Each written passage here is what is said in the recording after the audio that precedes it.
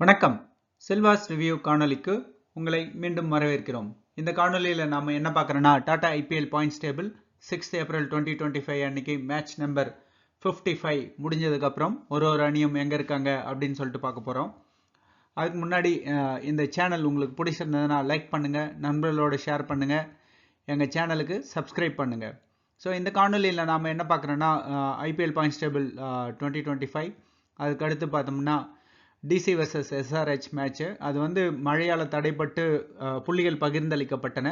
இருந்தாலும் அதில் புள்ளி பட்டியலில் ஒரு பெருத்த மாற்றங்கள் நடந்திருக்கு. அதை பற்றின ஒரு ரிவ்யூ பார்க்க போகிறோம். ப்ளஸ் இன்றைக்கி Mumbai Indians versus Gujarat Titans போட்டி இருக்குது. அந்த போட்டியோட ப்ரிவியூ பார்க்கலாம். இப்போ பாயிண்ட்ஸ் டேபிளுக்கு போகலாம்.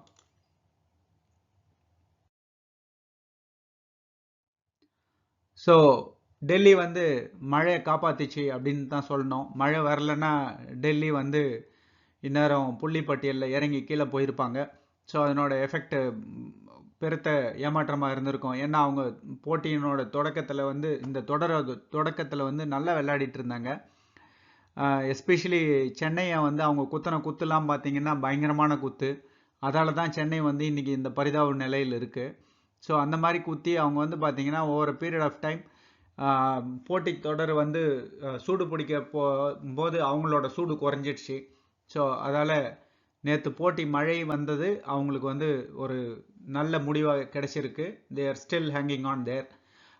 ஸோ புள்ளிப்பட்டியில் முதல் இடத்துல ராயல் சேலஞ்சர்ஸ் பெங்களூர் 16 புள்ளிகள், இரண்டாவது இடத்துல பஞ்சாப் கிங்ஸ் 15 புள்ளிகள், மூன்றாவது இடத்துல மும்பை இந்தியன்ஸ் 14 புள்ளிகள், நான்காவது இடத்துல குஜராத் டைட்டன்ஸ் 14 புள்ளிகள். இன்னைக்கு மும்பை இந்தியன்ஸும் குஜராத் டைட்டன்ஸும் ஒரு போட்டி விளையாடுறாங்க.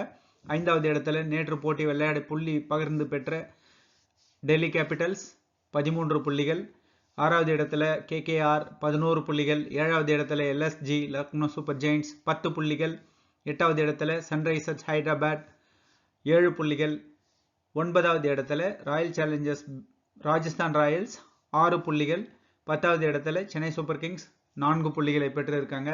ஸோ சன்ரைசர்ஸ் ஹைதராபாத் நேற்றைய போட்டியின் முடிவில் பார்த்தீங்கன்னா அவங்க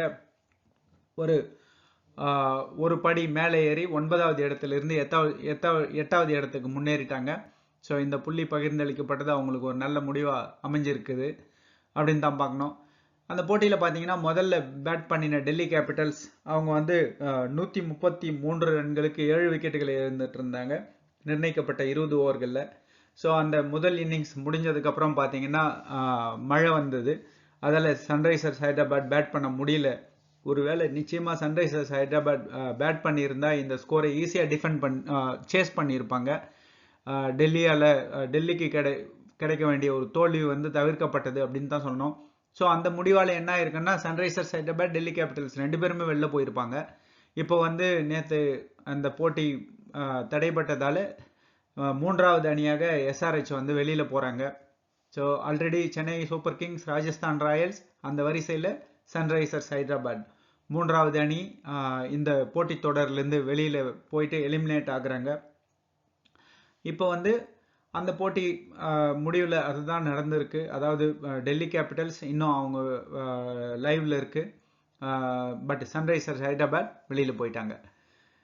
இப்போ இன்னைக்கு போட்டி ஜிடி வர்சஸ் மும்பை இந்தியன்ஸ். அந்த போட்டியோட பதிவு எப்படி இருக்குது அப்படின்னு சொல்லிட்டு பார்க்க போகிறோம். நிச்சயமாக மும்பை இந்தியன்ஸ் ஒரு ஹை ஃப்ளையிங் டீமாக இருக்காங்க. அவங்க கடைசி 6 போட்டிகளில் வெற்றி பெற்று 11 போட்டிகளில் 7 வெற்றிகள் பெற்று இருக்காங்க. அதில் கடைசியாக விளையாடின 6 போட்டி. ஸோ 5 போட்டிகள் முடிவில் நம்ம முன்னாடியே சொன்னோம், ஒரு போட்டியில் மட்டும்தான் ஜெயிச்சிருந்தாங்க, 4 போட்டிகளில் தோற்றுருந்தாங்க. ஆனால் அதற்கடுத்து விளையாடின 6 போட்டிகளில் தொடர்ந்து வெற்றி பெற்று 14 புள்ளிகள் பெற்று 2வது இடத்துல இருக்காங்க. குஜராத் டைட்டன்ஸ் பார்த்தீங்கன்னா 10 போட்டிகள் விளையாடி 14 புள்ளிகள் பெற்று 4வது இடத்துல இருக்காங்க. ஸோ இந்த இந்த மாதிரியான சூழ்நிலையில் தான் இன்னைக்கு போட்டி நடக்குது. ஆனால் இன்னைக்கு போட்டியில் இரு அணிகளுமே வெற்றி பெற முயற்சிப்பாங்க. ஏன்னா முதல் 2 இடங்களை பிடிக்கிறதுக்கு உண்டான வாய்ப்புகள் எளிமையாக கிடைக்கும் அவங்களுக்கு. ஸோ அங்கே இருந்தால் நம்மளுக்கே தெரியும், முதல் 2 இடங்களை பிடிக்கும் அணி மற்றொரு எலிமினேஷன் வாய்ப்போ இல்லை குவாலிஃபிகேஷன் வாய்ப்போ கிடைக்கும். ஸோ அது நிச்சயமாக அவங்களுக்கு பயன்படும் அப்படின்னு சொல்லிட்டு பார்க்கலாம்.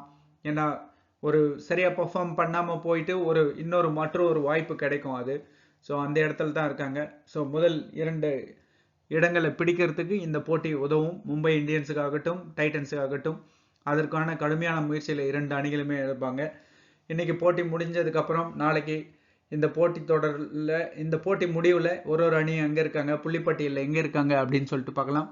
காணொலியை கண்டதற்கு நன்றி. வணக்கம்.